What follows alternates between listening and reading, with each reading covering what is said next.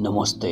आजको भिडियोमा चाहिँ हामी टिप्स सधैँ गर्दाखेरि के हुन्छ भनेर एक्सप्लेन गर्नेछौँ। रिसर्च र मेरो एक्सपिरियन्स। डिप्स के हो, डिप्स किन गर्ने र डिप्स कसरी गर्ने, यो सुरु गर्नुभन्दा पहिला म आफ्नो स्टोरी भन्छु कि मैले चाहिँ डिप्स कसरी सिकेँ, अनलक गरेँ। सुरुमा मैले डिप्स गर्नको लागि पहिला एलसिड एक्सर्साइजलाई मास्टर गरेँ अनि त्यसपछि एलसिड एक्सर्साइजलाई मास्टर गरेपछि चाहिँ म डग प्लान्च एक्सर्साइजलाई मास्टर गर्नतर्फ लागेर बिस्तारै टाइम बित्दै यो डग प्लान्च पनि अनलक भयो। डग प्लान्च पनि मैले सिकेँ र यो एलसिड र डग प्लान्च दुईटा एक्सर्साइजलाई मिसाएर कम्बो गरेर चाहिँ यो दुईटा एक्सर्साइजको कम्बिनेसनले मैले डिप्स एक्सर्साइजलाई सजिलै अनलक गरेँ, सजिलै सिकेँ। यो थियो मेरो सानो डिप्स एक्सर्साइज मैले कसरी सिकेँ भनेर एलसिड र प्लान्च डग प्लान्च एक्सर्साइजको कम्बिनेसनले गर्दा। अब हेरौँ डिप्स भनेको के हो। डिप्स एउटा बडी वेट एक्सर्साइज हो जसलाई हामीले वेट राखेर वेट उचालेर पनि गर्न सक्छौँ। डिप्सले चाहिँ हाम्रो अप्पर बडीलाई धेरै फोकस गर्ने गर्छ, जसले गर्दा हाम्रो अप्पर बडीको स्ट्रेन्थ र पावर धेरै छिटो र धेरै इजिली बढ्ने गर्छ अरू एक्सर्साइजभन्दा।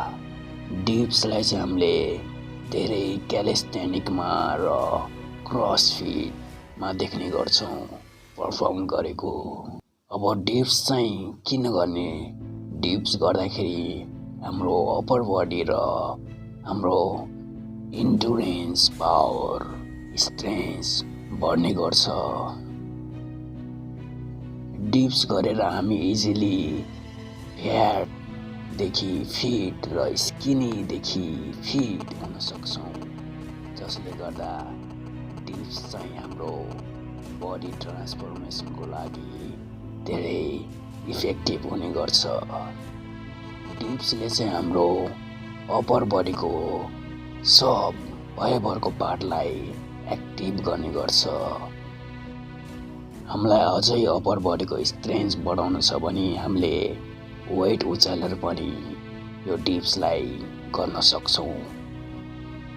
डिप्सले हाम्रो धेरै सोल्डर पनि एक्टिभेट गर्छ भने हाम्रो चेस्ट पनि एक्टिभेट गर्छ र एल्बोदेखि फरआर्मदेखि हाम्रो फिङ्गर पाम सबैलाई टार्गेट गर्ने गर्छ।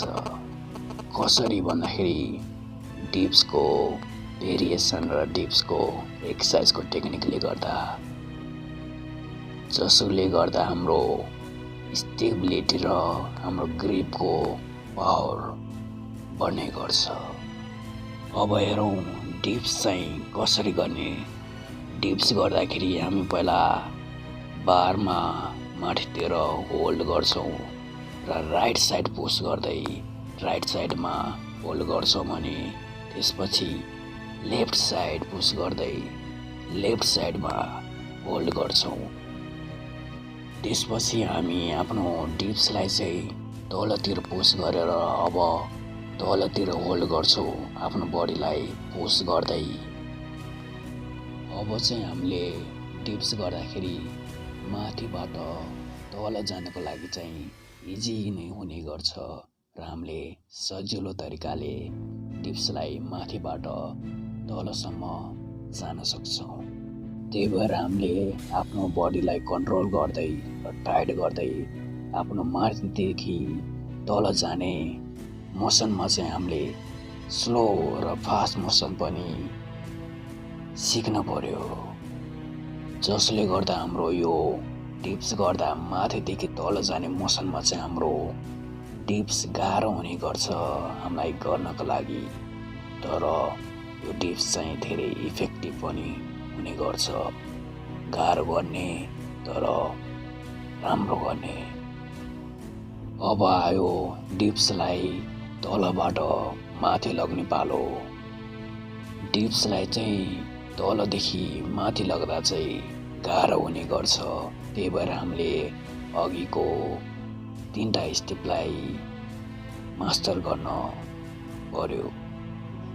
अब त्यो अघिको 3टा स्टेपलाई मास्टर वा इजिली पर्फर्म गर्न सक्छौँ भने हामीले यो तलदेखि माथि जाने डिप्सको मोसनलाई पनि इजिली गर्न सक्छौँ।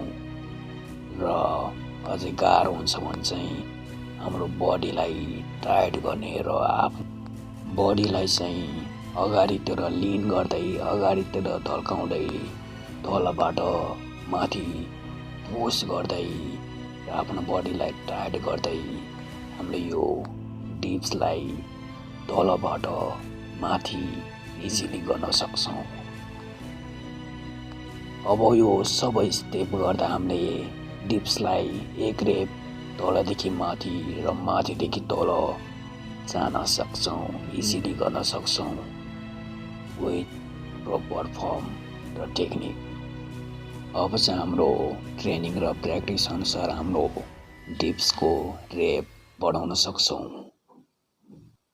अनि यो डिप्सलाई इजिली हामीले गर्न सक्छौँ भने, इजिली हामीले मास्टर गऱ्यौँ भने हामीले एडभान्स डिप्सहरू पनि गर्न सक्छौँ, जसमा चाहिँ धेरै एडभान्स डिपहरू पर्छ, जसलाई चाहिँ हामीले सर्च गर्ने बेला डिप्स भेरिएसन भनेर हेर्ने गर्छौँ।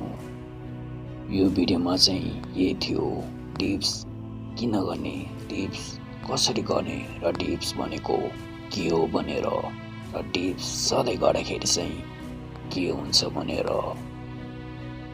अब फेरि अर्को भिडियोमा भेट्ने नै छौँ। त्यति बेलासम्म टेक केयर।